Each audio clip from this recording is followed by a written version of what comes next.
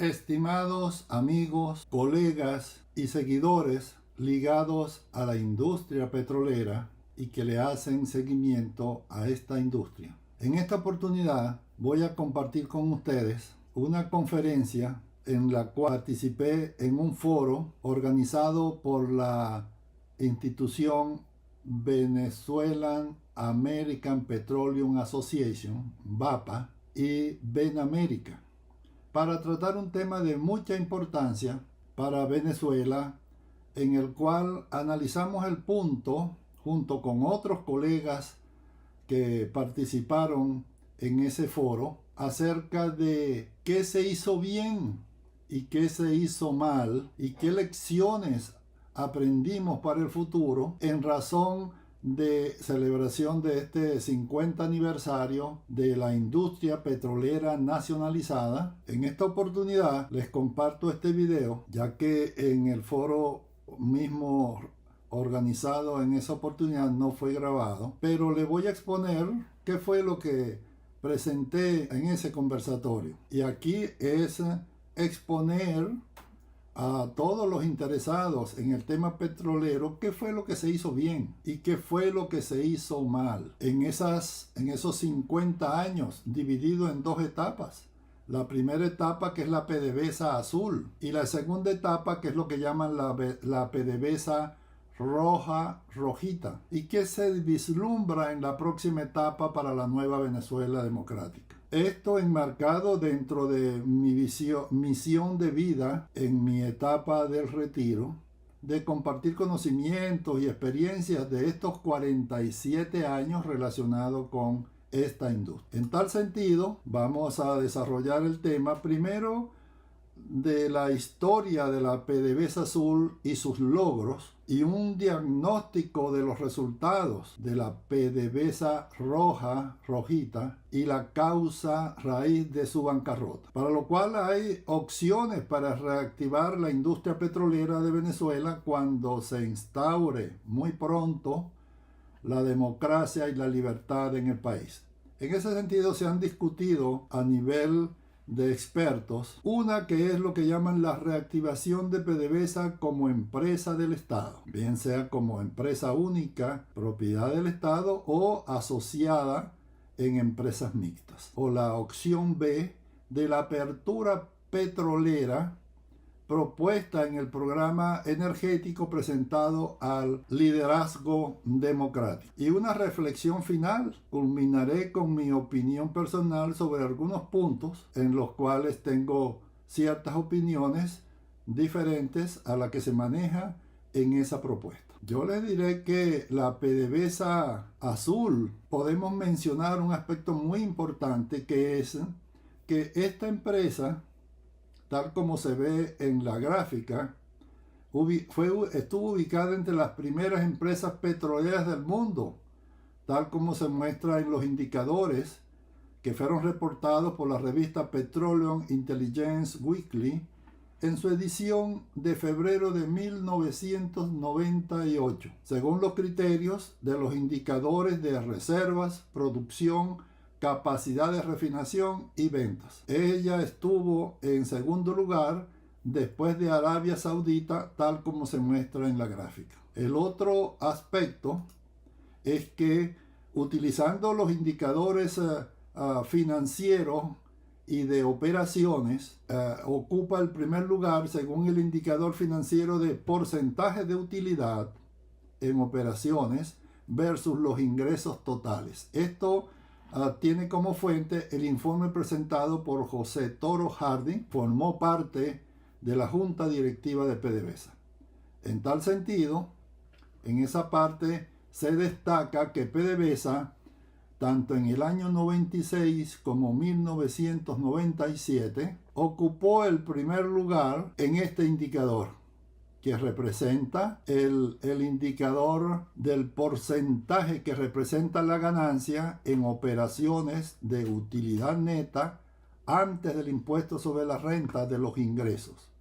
Igualmente, se puede interpretar cuántos dólares ha ganado en operaciones versus por cada $100 de ingreso. En esa oportunidad, en 1997, PDVSA ganó $28 por cada 100 de ingresos, ocupando el primer lugar con un amplio margen de 2 veces mayor que el de la empresa que ocupó el segundo lugar, que en este caso era la empresa Arco, la cual ganó $14 por cada $100 de ingresos. Esta publicación, en realidad, a los que formábamos parte en esa época de la PDVSA Azul y de las compañías predecesoras como Lagoven, Maraven y Corpoven, esto fue algo muy motivante porque una empresa venezolana estaba con esos indicadores de excelencia. Vamos entonces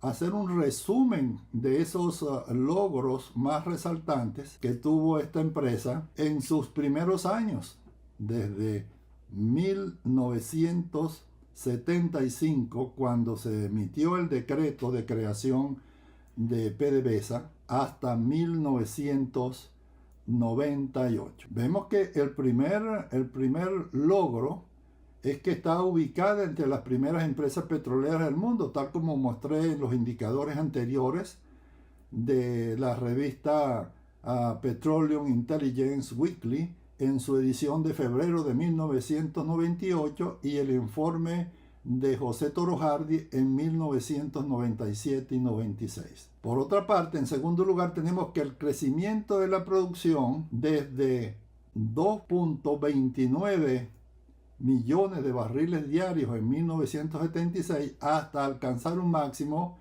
de 3.17 millones de barriles diarios en 1998, lo cual representa un incremento de 880,000 barriles diarios en ese periodo. El tercer logro es el incremento de las reservas totales de petróleo de 25.845 millones en 1985 a 72.600 millones de barriles en 1999, que representa un incremento de 46.7 millones de barriles de reserva. Tengamos esto muy en cuenta porque actualmente se está hablando de unas reservas gigantescas de 300.000 millones de barriles, lo cual yo en una conferencia y en artículo he demostrado con números en la mano que eso es falso. Por otra parte, durante ese periodo de la PDVSA Azul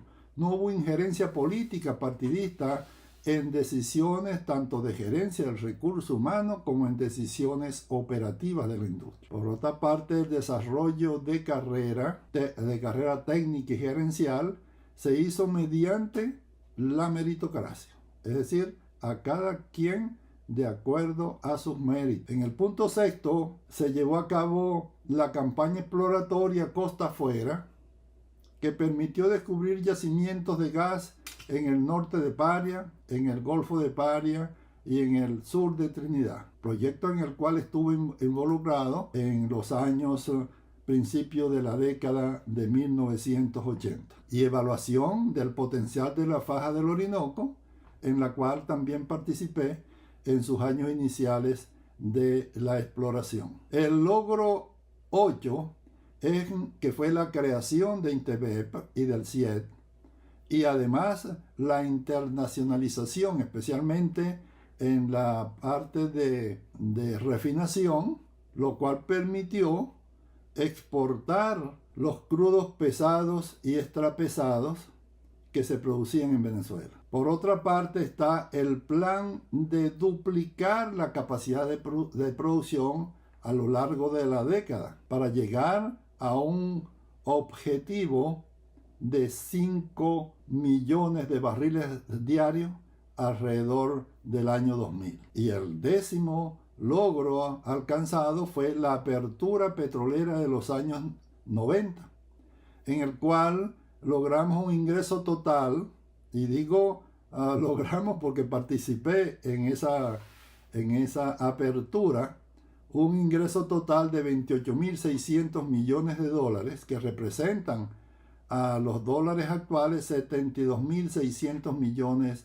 de dólares, más un incremento de la producción de 900.000 barriles diarios y creación de nuevos empleos de 100.000 empleos directos e indirectos. Vayamos a ver entonces, ya vimos los logros de la PDVSA Azul, vayamos a ver ahora qué fue lo que pasó con el decálogo, que ya no es de éxitos, no es de logros, lo resumo en un decálogo de fracasos de la empresa PDVSA Rojita. Primero, que es una empresa petrolera que ya está destruida.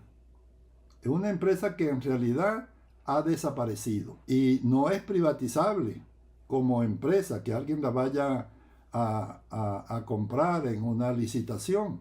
¿Por qué? Porque su deuda es mayor que el capital. Por lo tanto, la recuperación es inviable. Una deuda de más de 85.000 millones de dólares e instalaciones sin mantenimiento. Porque ahora como no hay mantenimiento, se ha implantado una nueva actividad desconocida para la época de la PDVSA Azul, que era las instalaciones que están destruidas, entonces la convierten en chatarra y exportan chatarra, algo nunca visto. Esta empresa, que es una empresa petrolera monopólica estatal, actualmente está en bancarrota técnica y financiera. De empresa exitosa de segundo y primer lugar a nivel mundial, como mencionamos anteriormente, actualmente fue manejada con criterios gerenciales basados en la primera etapa en la meritocracia, y pasó a ser un instrumento político del partido de gobierno. Ahí está una de las causas. Y por otra parte, falta de control, porque no puede tener un buen control cuando el representante del accionista es presidente de PDVSA y además, como representante del Estado, del accionista, es el ministro de Petróleo. Y adicionalmente hay carencia de uso de indicadores de gestión. La mayoría de los especialistas dicen que a partir de 2014 no hay información disponible para hacer análisis técnicos y económicos. Igualmente, como no hay indicadores de gestión, en mi opinión considero que esas cifras de producción, de ingresos, de ventas y de refinación no son confiables. Como no es confiable lo que acabo de mencionar de las cifras de reservas. Dentro de esta no muy apropiadas para gerenciar cualquier empresa, bien sea petrolera o de cualquier industria, es que a las compañías de servicio a las cuales la empresa les debía, tenía una deuda muy grande, como las compañías de servicio insistían en que les pagaran, entonces lo que hizo el gobernante de aquella época, por todos conocido, es exprópiese. Se expropiaron esas compañías de servicios, compañías contratistas, y como todas las otras expropiaciones, después de pocos años quebraron. Los ingresos desde 2003, que son aproximadamente 1.3 trillones de dólares, de dicha cifra desaparecieron por corrupción unos 400.000 millones de dólares. Y actualmente PDVSA encabeza el ranking mundial de siniestralidad, es decir, de accidentes industriales. Veamos ahora por qué una empresa fracasa. Una empresa fracasa, de acuerdo a lo que yo expongo en mi libro de gerencia integrada de campos de hidrocarburos, el cual está en su edición en español y la nueva edición 2025 en inglés disponible. Este es un ejemplo clásico de una empresa petrolera mal gerenciada, de los cuales ya hablamos de la primera etapa, la PDVSA Azul, y la segunda etapa, la actual, de la PDVSA Roja. Una empresa bien gerenciada está soportada en 4 columnas. Como yo lo menciono en este tema tratado en mi libro de gerencia integrada de hidrocarburos, el cual publiqué en 2020, y la nueva edición en inglés publicada este año 2025, generalmente las empresas, principalmente las empresas petroleras, que es el tema que trato, están soportadas en las 4 columnas del éxito, que son primero la columna de recursos humanos, segundo la columna del recurso técnico, tercero la columna del recurso financiero y por último la columna del control de gestión. En la columna de recursos humanos, cuando una de estas columnas, solamente con una desviación que tengan, una fractura, una falla, con solo fallar una columna, la plataforma de esa empresa se viene abajo. Y el venirse abajo es la bancarrota. Aquí falló la columna de los recursos humanos, pero ¿en qué falló? En que se trastocó todo el sistema y la estructura organizativa. Se eliminó la meritocracia y el desarrollo de carrera. Es decir, que la selección y empleo era mediante la ideología política. Se triplicó la nómina de 40.000 a 140.000 y los puestos claves fueron ocupados por gente sin conocimiento o procedentes del mundo militar. La columna de los recursos técnicos fueron violados los acuerdos y convenios con empresas reconocidas y se abrieron nuevos convenios con desconocidos. Adicionalmente se aislaron de la implantación de tecnologías e innovaciones de los países del primer mundo y se falsearon datos de producción y de reservas como ese que le mencioné, en el cual se elevaron drásticamente en el año 2010 las reservas hasta lograr 300.000 millones de reservas como un instrumento de propaganda. Decir que Venezuela tiene las mayores reservas del mundo, mayores que las de Arabia Saudita. Y muchos cuestionan eso y dicen, pero si tiene tantas reservas, ¿por qué está quebrada técnica y financieramente? ¿Y por qué el país está en una crisis económica y social tan inconmensurable? ¿Por qué? Porque son falsas y además está ligado a otras cosas. La columna de los recursos financieros, aquí se desvió el dinero hacia actividades fuera de la misión. ¿Cuáles son esas actividades? Bueno, se pusieron a PDVSA a vender pollo, a gerenciar las actividades ligadas con construcción de viviendas, de infraestructura, en la infraestructura pública, a sembrar yuca, a hacer cualquier actividad que no tenga nada que ver con la industria petrolera. Además, como les mencioné anteriormente, una morosidad muy fuerte de las cuentas por pagar a contratistas. ¿Y qué fue lo que hicieron? Las expropiaron. Entonces, ¿qué se podía salir ahí? Nada bueno. Entonces, el incremento del endeudamiento con países afines.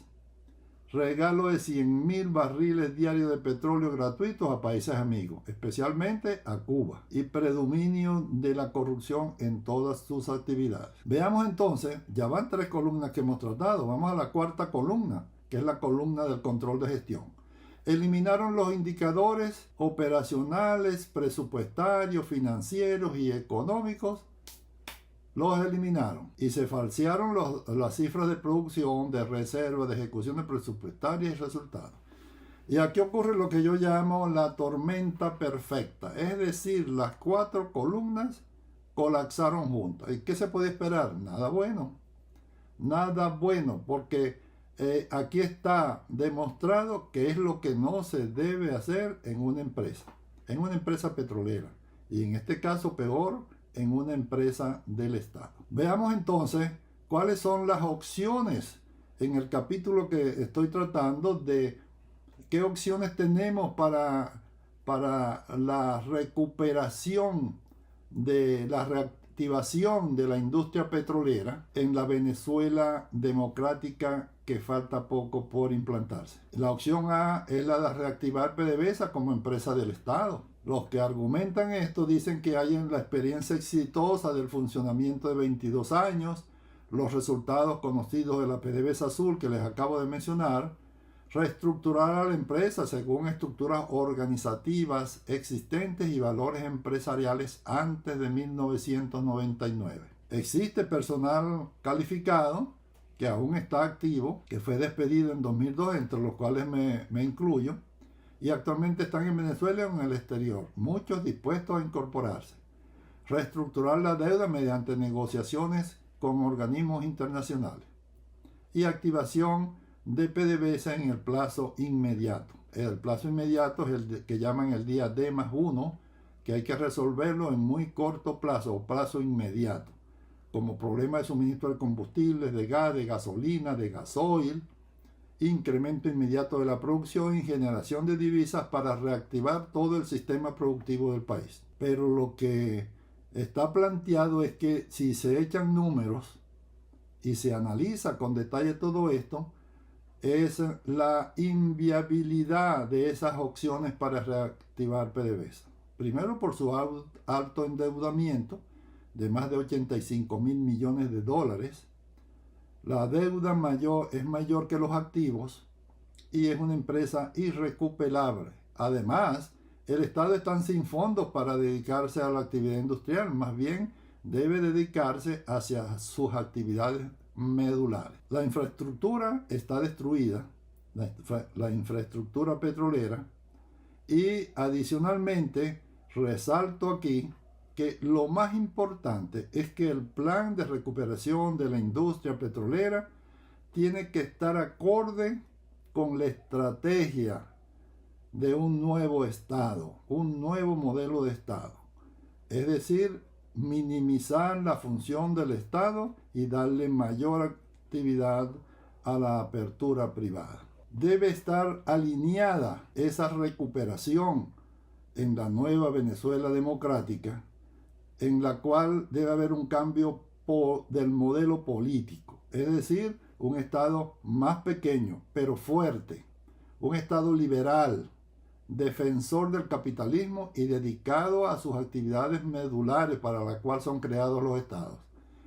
La estrategia hacia dónde debe ir el país, la seguridad, la salud, la educación pública, la infraestructura pública, la descentralización del Estado y la separación de poderes. Todo esto es el nuevo modelo político que tendrá en cuenta el liderazgo democrático con la nueva Venezuela democrática. Y las actividades económicas y empresariales que estén abiertas a la participación privada nacional e internacional.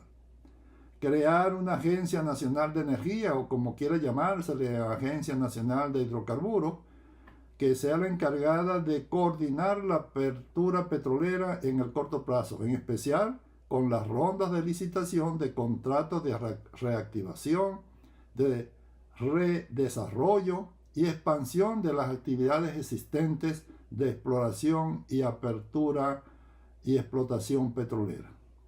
Integración del sector energético con el sector eléctrico y ejecutar el plan de apertura petrolera. En síntesis, yo veo que en mi reflexión final y en lo que les he expuesto, expongo mi punto de vista que coincido en forma excelente con las condiciones en lo político, económico y petrolero. Sin embargo, quiero exponer y alertar, porque en el documento que se divulgó sobre el plan para la recuperación de la industria petrolera venezolana, hay un punto en el cual yo en todos mis artículos y conferencias, cuando se refiere a esto, yo planteo que no debe Venezuela adherirse al caso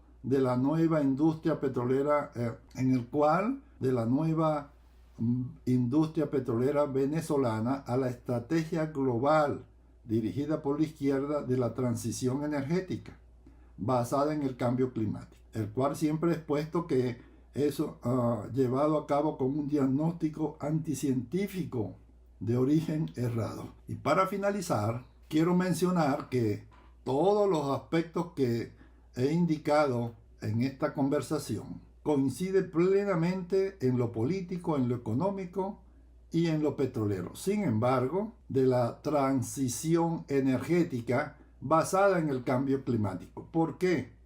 Porque ese cambio climático que se maneja procede o se basa en un diagnóstico anticientífico de origen errado, en el cual plantean que el cambio climático supuestamente es originado por la generación de anhídrido carbónico por los combustibles derivados de los hidrocarburos. Y yo sostengo, junto con muchos otros especialistas en la materia, que este fenómeno es generado a lo largo de toda la historia del planeta por causas de carácter astronómico entre el Sol y la Tierra, lo cual pueden abrir las conferencias que he dado sobre este tema en mi canal de YouTube. Y por otro aspecto, tal como se plantea aquí en este texto que está en el plan, que lo pongo en rojo,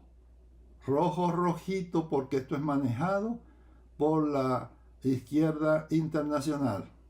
Y ahí está todo lo que se ha hecho en países donde la izquierda domina la política. Entonces, si en la nueva Venezuela se obliga a las empresas que deseen invertir en la apertura a generar mayores costos de capital y de gastos para el manejo del CO2 y adherencia a la estrategia del net zero y de la transición energética, eso va a generar una barrera para el éxito y la urgencia de la generación de producción e ingresos. ¿Por qué? Porque van a obligar a esas empresas que quieran participar en la apertura a manejar la captura del CO2, porque tanto en la producción como en las actividades de refinación se genera CO2, que para la gente de izquierda el CO2 es el causante del fraude que yo llamo del calentamiento global.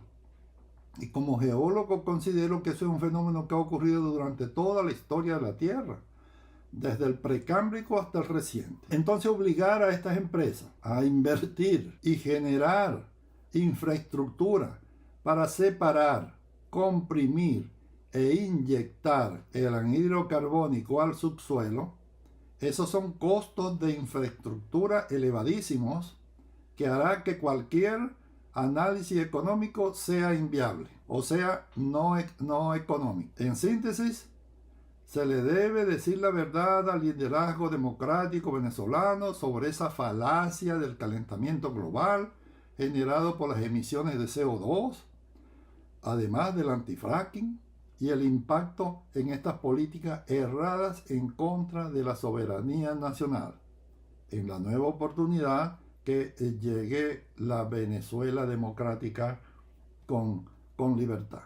Entonces, tener muy presente esto, que esta es una campaña global anti-industria petrolera, anti-oil and gas, promovida por la izquierda. En síntesis, estimados amigos, seguidores y personas que le hacen seguimiento a esta industria vital para Venezuela, concluyo que tenemos dos aspectos principales: los logros grandes de la industria petrolera venezolana en estos 50 años de actividad. En la PDVSA azul, con los 10 logros que mencioné. En la PDVSA rojita, con los 10 fracasos que mencioné. Y actualmente para el futuro, en la cual se promueve la apertura petrolera al capital privado nacional e internacional, tener muy presente eso del fraude del calentamiento global que se desea implantar, y ya está en los documentos, como los mencioné, de este plan de actividades. Gracias, y aprovecho la oportunidad también para invitarlos a suscribirse a mi canal de YouTube, en el cual tendrán la oportunidad de ver toda la producción de videos, tanto en la parte técnica, gerencial, y en la parte de política petrolera, como este que acabamos de ver.